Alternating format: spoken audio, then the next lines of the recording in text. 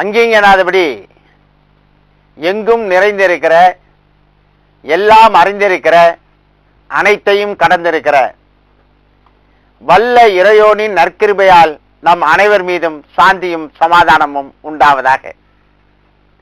2006ஆம் ஆண்டு கால்பந்து போட்டியுடைய இறுதி போட்டி நிகழ்ந்தது. இந்த உலக கால்பந்து போட்டியுடைய இறுதி ஆட்டத்தில் பிரான்சும் இத்தாலியும் மோதின. மிக பரபரப்பான ஆட்டம். அன்றைக்கு அந்த ஆட்டத்தை பார்க்க 69,000 பேர் ஸ்டேடியத்திலே குழுமி இருந்தார்கள். 250 மில்லியன் மக்கள் தொலைக்காட்சியிலே அதை கண்டுகொண்டிருந்தார்கள். மிக பரபரப்பான போட்டியில குறிப்பிட்ட நேரம் வரை இருவருமே கோல் எதுவுமே போடவில்லை. ஆகையினாலே அதிக நேரம் கொடுக்கப்பட்டது, எக்ஸ்ட்ரா டைம் கொடுக்கப்பட்டது. அதிலும் பரபரப்பான போட்டி. இங்கு 15 நிமிடம், அங்கு 15 நிமிடம், 2 பேரும் மாறி மாறி விளையாடுகிற பொழுது ஆளுக்கு ஒரு கோல் போட்டு விட்டார்கள். ஆளுக்கு ஒரு கோல் போட்டு சமன் என்கிற நிலை வந்து விட்டது. அதற்கு பிறகு இந்த பெனல்டி ஷாட்ல முடிவு பண்ணுகிற அந்த டை பிரேக்கர் சூழல் ஏற்பட்டது. அதிலே இத்தாலி தனக்கு கிடைத்த 5 வாய்ப்புகளையும் பயன்படுத்திக் கொண்டது. ஆனால் பிரான்சோ 3 வாய்ப்புகளை தான் பயன்படுத்திக் கொண்டது, 2 கோட்டை விட்டது. ஆகையினாலே இத்தாலி வென்றது.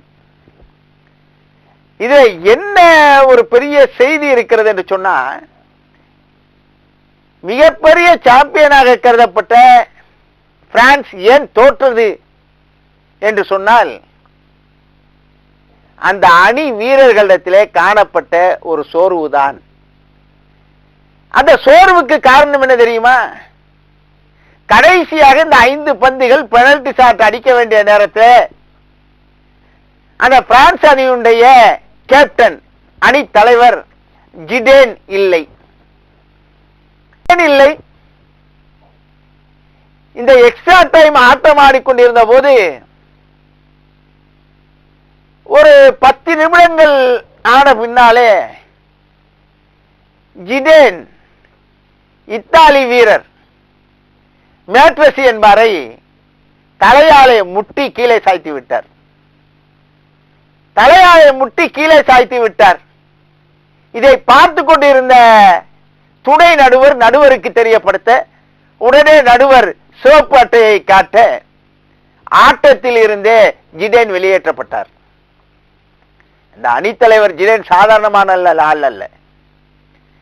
1998 உலக கோப்பையிலே பிரான்சிலுக்காக விளையாடிய போது 2 கோல்களை அடித்து தன்னுடைய அணியை வெற்றி கோப்பையை தட்டி செல்கிற வகையிலே ஆக்கி தந்தவர் இந்த ஜிடேன். அப்படிப்பட்ட சூழ்நிலை. அவர் ஐரோப்பிய நாடுகளிலே ஜிடேன் என்று சொன்னால் மிகப்பெரிய ரசிக கூட்டமே உண்டு. அப்படிப்பட்ட ஜிடேன் சிவப்பாட்டை கொடுத்து வெளியேற்றப்பட்டார். ஆக 10 வீரர்களோடு 11 பேருக்கு பதிலாக 10 பேரோடு விளையாடியது பிரான்ஸ். தங்களுடைய அணித்தலைவரே வெளியேற்றப்பட்ட பிறகு அவர்களுடைய ஆட்டத்திலே கொஞ்சம் தொய்வு ஏற்பட்டது. அந்த தொய்வோடவே விளையாடினார்கள். இதுல ஜிடேன் ஏன் மோதினார்? தலையால அப்படியே வச்சு அவருடைய நெஞ்சில அப்படியே மோதுவார். மார்க்கோ மேட்ரோஸுடைய நெஞ்சில மோதுவார். அப்படியே போய் விழுந்து விடுவார் மேட்ரஸி. இதை பார்த்துதான் சிவப்பாட்டையை காட்டினார்கள். ஏன்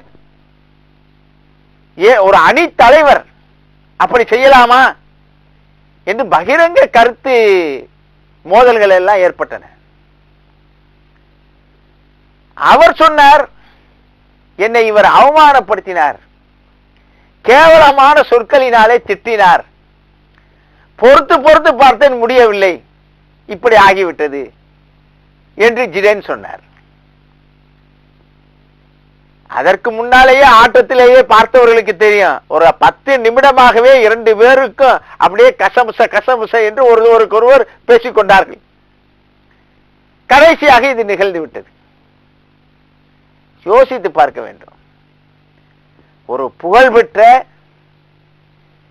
எண்ணற்ற ரசிகர்களை கொண்டிருக்கிற, அதுவும் ஒரு அணியின் தலைவராக செயல்பட்டுக் கொண்டிருக்கிற ஜிடேன் இதை செய்திருக்கலாமா என்பதுதான் கேள்வி.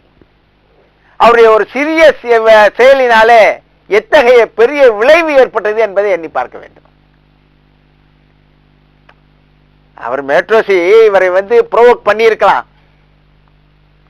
இவரை அவமானப்படுத்துகிற அளவுக்கு திட்டி இருக்கலாம். ஆனா ஒரு உலக கால்பந்து போட்டியில இறுதி ஆட்டத்தில் ஆடுகிற ஒரு வீரர் இவ்வாறு அடுத்தவரை அவமானப்படுத்தவோ கேவலமான சொற்களிலோ சொல்லக்கூடாது. அது நாகரீகம் ஆகாது, விளையாட்டு விதிமுறைக்கு உட்பட்டதாக இருக்காது. ஆனாலும் செய்துவிட்டார் அவர். அதை பார்த்து ஜிடேன் என்ன செய்திருக்க வேண்டும்? இவரும் ஏற்கனவே திட்டிக் கொண்டிருந்ததை போல ஒரு 2 திட்டை திட்டி விட்டு விளையாட போயிருக்கலாம். என்னன்னு சொன்னா கால்பந்து ஆட்டமே தள்ளுமுள்ள ஆட்டம் தானே, ஒருவரை ஒருவர் முட்டிக்கொண்டு போவது தானே. ஆனால் வேண்டும் என்று நின்று கொண்டிருந்தவருடைய மார்பிலே முட்டுதல் என்பது தவறல்லவா? இவர் என்ன செய்திருக்கலாம்? ஏதாவது பதிலுக்கு திட்டி இருக்கலாம், அல்லது வா வா வெளியிலே வா கவனித்துக் கொள்கிறேன் என்று மனதுக்குள்ளாக கருவி கொண்டு விளையாடி இருக்கலாம். என்னை அவமானப்படுத்துகிறாயா, என்னை கேவலப்படுத்துகிறாயா, வென்று காட்டுகிறேன் பார் என்று இவர் சவால் வைத்துக் கொண்டு விளையாடி இருக்கலாம்.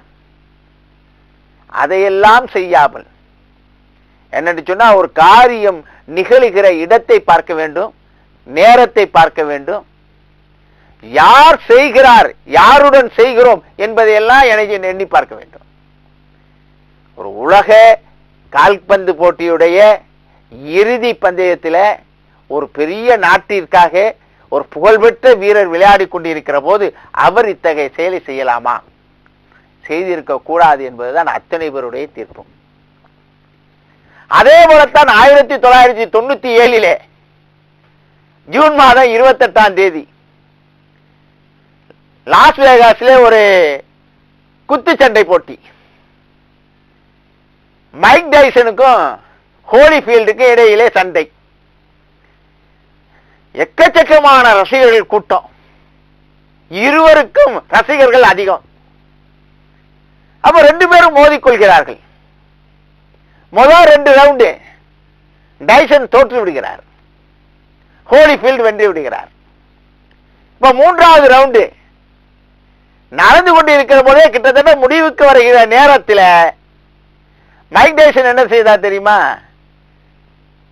டக்கென்று ஹோலிஃபீல்டுடைய வலது காதுல அந்த மேல்புறத்துல 1 இன்ச்சை கடிச்சு துப்பிவிட்டார், காதை கடிச்சிட்டார். உடனே பரபரப்பா டைம் அவுட் கேட்டு ஆட்டம் நிறுத்தப்பட்டது. அதோட முடியும்னு எல்லாரும் எதிர்பார்த்தாங்க. ஆனா இல்ல, தொடர்ந்து விளையாடலாம் என்று ஹோலிஃபீல்டு சொன்னார். அதனால தொடர்ந்து விளையாண்டாங்க.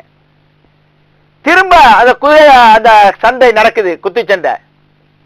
இப்போது என்ன ஆயிற்று என்று சொன்னா, மைக் டைசன் திரும்ப ஹோலிஃபீல்டுடைய இடது காதை கடிச்சு விட்டார். ஆக டிஸ்குவாலிஃபைட் செய்யப்பட்டு மிகப்பெரிய புகழ்பெற்ற மைக் டைசன் அந்த குத்துச்சண்டை களத்தில் இருந்து வெளியேற்றப்பட்டார். எண்ணி பாருங்கள், ஒரு சிறிய செயல் செய்தது எவ்வளவு பெரிய விளைவை ஏற்படுத்தி விட்டது என்று பாருங்கள்.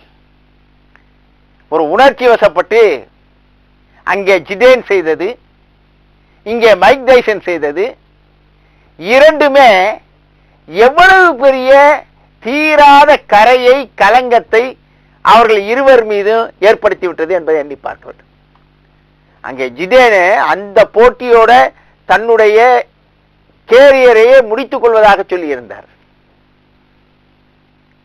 மைக் டைசனும் இங்கே புகழின் உச்சத்திலே இருந்தார். இருவருடைய சின்ன செயல்கள். வாழ்க்கையில இப்படித்தான் நிறைய பேர் உணர்ச்சி வசப்பட்டு, அவசரப்பட்டு, ஒரு சின்ன செயலை செய்ய போக மிகப்பெரிய விளைவுகள் ஏற்பட்டு விடுகின்றன. அவர்களுடைய வாழ்க்கையிலேயே மறக்க முடியாதபடி பெரிய பெரிய விளைவுகள் ஏற்பட்டு விடுகின்றன. இதற்காக என்ன செய்ய வேண்டும்? இதை எப்படி மாற்றிக்கொள்ள வேண்டும்? இளைஞர்கள் சிந்திக்க வேண்டும். இப்படி சின்ன சின்ன செயல்களை செய்யாமல் இருக்க என்ன செய்ய வேண்டும்? முதலிலே நமது உணர்ச்சிகளை நாம் நிர்வகிக்க வேண்டும். We regulate our emotions. நம்முடைய உணர்வுகளை நாம் நிர்வகிக்க கற்றுக்கொள்ள வேண்டும். ஒரு ஒழுங்குபடுத்திக் கொள்ள கற்றுக்கொள்ள வேண்டும். அடுத்ததாக மற்றவர்களுடைய உணர்ச்சிகளை புரிந்து நடந்து கொள்ள வேண்டும். Managing others emotions. ஆக நம்முடைய உணர்வுகளை முதலில் ஒழுங்குபடுத்திக் கொண்டு மற்றவர்களுடைய உணர்வுகளை புரிந்து கொண்டு நடப்பவையானால் இது போன்ற சின்ன சின்ன காரியங்களை எல்லாம் செய்து வாழ்க்கையிலேயே மறக்க முடியாத தீய விளைவுகளை நாம் சந்திக்க மாட்டோம். ஆகவே எண்ணருமை இளைஞர்களே, மிகப்பெரிய தீய விளைவுகள் ஏற்படாமல் இருக்க உங்களுடைய உணர்வுகளை நீங்கள் நிர்வகித்து வாருங்கள். மற்றவர்களுடைய உணர்வுகளை புரிந்து நடந்து கொள்ளுங்கள். இவ்விரண்டையும் வாழ்க்கையிலே நீங்கள் கைவர பெறுவீர்களே ஆனால் என் அருமை இளைஞர்களே, உலகமே உங்கள் கையில்தான்.